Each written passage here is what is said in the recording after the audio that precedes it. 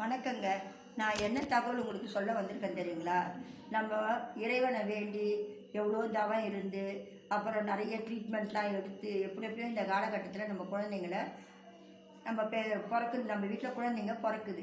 அந்த குழந்தைங்கள நம்ம சரியான முறையில் வளர்க்குறோமா, அதுங்களுக்கு நல்ல ஒழுக்கத்தையும் நல்ல எண்ணத்தையும் வளர்க்குறோமான்னு பார்த்தா, நிறைய பேர் வீட்டில் அம்மா அப்பா 2 பேரும் வேலைக்கு போயிடுறாங்க.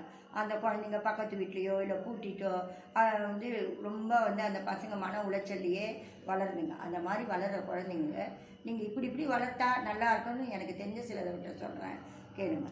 அந்த குழந்தைய காலையில் எழுப்பும்போது நல்ல இன்முகத்தோட ஏந்திரிமா ஏந்திரிப்பான்னு சொல்லி அதை ப்ரெஷ் பண்ண வச்சு, அதுக்கு என்ன வேணுமோ காஃபியோ டீயோ காம்ப்ளானோ கொடுத்துட்டு சாமியை பார்த்து வெளியில் இட்டுட்டு வரணும். சூரியனை பார்த்து வணங்க.